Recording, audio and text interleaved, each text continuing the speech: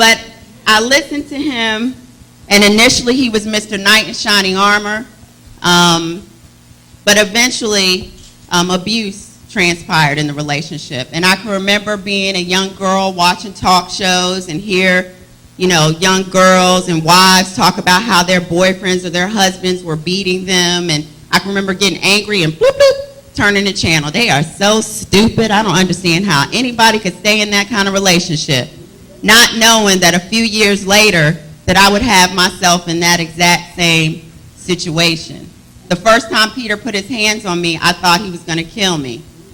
And in my mind, I said to myself, as soon as I get away from this fool, I'm never going to see him again. But then I started listening to the I'm sorries, that it'll never happen again, and him crying in my lap saying that he didn't want me to be afraid of him. And also, too, side note, young people, you need to be careful of who it is that you associate yourself with and who you have in your circle of friends.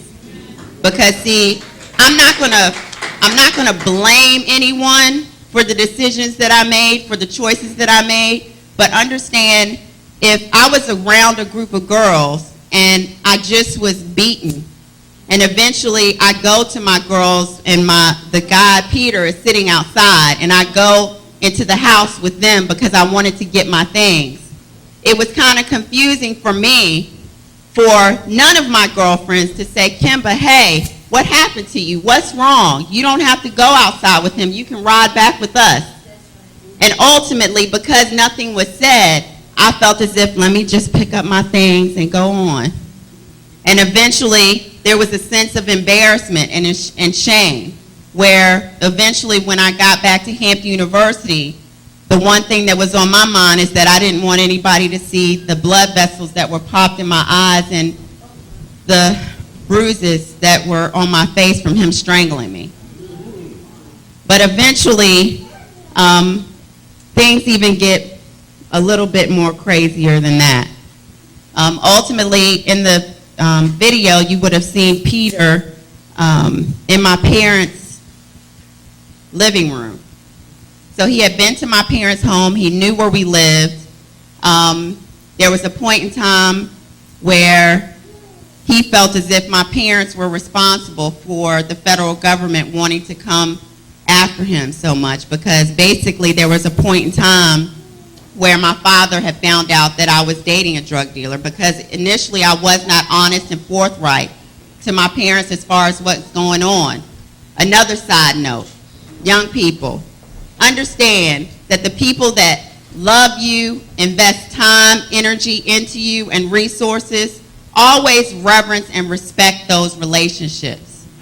Just because of a man or a group of friends, when stuff hits the fan, they're not the ones that's going to be there for you. It's going to be your family. Be careful who you bring home to mama and around your family. Ultimately, there was a point where I felt as if I had a sense of needing to protect my family. Not only just protecting myself from the abuse, but protecting my family as well. But also, too, I don't want you all to think in this relationship that I had on my mind of being Miss Gold Digger and trying to figure out how much I'm going to get from him. That was not what was first and forefront in my mind. But I will share a story with you of how the first time Peter took me shopping, I remember us going into a department store, and I went over to, y'all that's already been through college and understand this, I went over to the junior sale rack because, it's hard times in school. You're not, going buying a whole bunch of stuff while you're in college. So ultimately, he goes over to the more designer wear and starts picking out things that he wants me to try on, and I try on those items, and he tells me how good I look in them. And my son tells me I need to stop using this analogy, but for those of you all who know the movie Pretty Woman, for a second, I was feeling like I was Julia Roberts in the movie Pretty Woman. My son says, Mom, eventually some young people, they're just not even gonna know what you're talking about. But basically, when we went to the cash register, I can remember the saleswoman ringing up item after item, And I thought to myself, dang, my parents have never shopped for me like this before. I mean, yeah, we might have gone to the outlets and gotten a few things just before school. But eventually I say to him, you don't have to do this. And he says to me, but baby, I want to. Yeah, exactly. How do you think I interpreted that? Ooh, he must really love me. One of the things that my father tried to instill in me that I didn't quite get is that nothing in life is free. And so therefore, along with the abuse, eventually it came a point where Peter started telling me things that he wanted me to do. So because I was afraid of the confrontation, and truth be told, maybe because of these other items that were purchased, sometimes you may feel a sense of obligation because someone has done something for you. But I can remember him telling me to do certain things, and ultimately, because I was scared of confrontation from the first time he put his hands on me, whatever it was he told me to do, I would do it. And I strongly urge you all to make sure that you don't get caught up in that drug dealer lifestyle and what you see in the movies, what you see in music videos. Ain't nothing pretty about it. Nothing is pretty about having something 1 minute and then having someone take it away from you just like that. And you know, you may be thinking about money and possessions, but you better be thinking about your life, because a bullet doesn't have a name on it. And I'm grateful that God spared me, because there was plenty of times when I was in the car with Peter, and I'm sure he had some enemies, where something could have very easily have happened to me. But ultimately, there came a point in time when Peter killed his best friend because he thought his best friend was cooperating with the authorities. Therefore, the fear that I had for him even escalated more, because I couldn't believe that he had actually taken another person's life. And there came a point where Peter had to run from the federal government. And pretty much, it was one day he had called me and told me to meet him in Houston, Texas. And I can remember us going from Houston, Texas to San Diego, California, to Arizona, and then eventually to Seattle, Washington. And I can remember being scared to death, not knowing what was going to happen, and oftentimes Peter might have certain flare-ups, so I didn't know if he was going to hit me.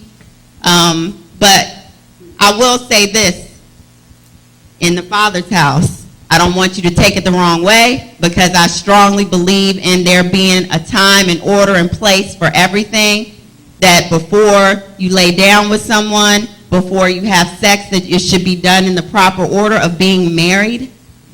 But ultimately, I know for a fact that by me being pregnant with my son was a blessing that saved my life. Because ultimately, when I found out I was pregnant, and again, let me back up. When I'm talking about us going to these different cities, don't think we're living in these luxurious apartments and, you know, we taking trips on the islands and just living it up. No, we were living out of a U-Haul truck. And I can remember there were a couple of nights where we slept in the bus station and didn't know where our next meal was going to come from. Here I was, a student at Hampton University, supposed to be breaking glass ceilings because I wanted to be in corporate America and being that African-American woman doing it. And because of the choices that I made, here I am in Seattle, Washington, scared to death, sleeping in a bus station, all because of a relationship of who I thought I loved and then more so feared. Be careful of the choices that you make. Ultimately, when I found out I was pregnant, there was a sense of courage within me, as knowing that I had life inside of me, that I had to do better, and that I wanted a normal lifestyle, that I didn't want to continue to living the way that I was living. And I'm grateful that God moved Peter enough to realize that he wasn't able to take care of me like a man should. And ultimately, he ended up getting me a train ticket to go back to Virginia. And at the time, my biggest fear was the fact that I had to go home and see my daddy. And once I told my daddy what happened, he was just going to kick me out the house. It was going to be a wrap. But when I did get back to Virginia on that 3-day train ride, I found out my biggest hurdle was the fact that I had been indicted by the federal government. My parents welcomed me with open arms. When I told my mother I was pregnant, she just started boo-hoo crying, saying, "Baby, I don't care. I'm just glad you're back home and safe." And so eventually, I had an attorney because I did find out that I had been indicted by the federal government, and my parents thought it was about who you knew and that it would work to my advantage because the attorney that they had was friends with the prosecutor. And so that attorney had told me that he made a deal with the prosecutor that if I turned myself in pregnant, that I would be allowed a bond to come home to give birth to my son. On September the 1st, when I turned myself in, 1994, I didn't step foot out of prison again. I ended up giving birth to my son while I was incarcerated. And the prosecutor also said that if I pled guilty, that I would only receive 24 months, and he reneged on that promise as well. But ultimately, turning myself in 7 months pregnant, I was scared to death. Never in a million years again. Choices, consequences, would I have imagined being pregnant with my first child incarcerated, not knowing what my future was going to be. And ultimately, I ended up giving birth to my son. And I thank God for my parents because my dad went to the hospital in advance to meet with the hospital staff to let them know that I was coming because he didn't want them to see this little black girl with her hair braided and handcuffs and thinking that I didn't have any family members that cared about me, so they would treat me any old kind of way. So basically, 5 minutes after I gave birth to my son, the U.S. Marshals came into my hospital room and said, they said that I couldn't have any visitors, that my parents had to leave the hospital, that my leg had to be handcuffed and shackled to the bed at all times, that I had to have 2 correctional officers guarding me at all times. But I'm grateful again that my father went to the hospital beforehand, and then also God's favor, undoubtedly. The woman who was head of the hospital came into my hospital room and said, "This is my hospital and I'm going to run it the way that I want to." And she allowed my parents to stay next door.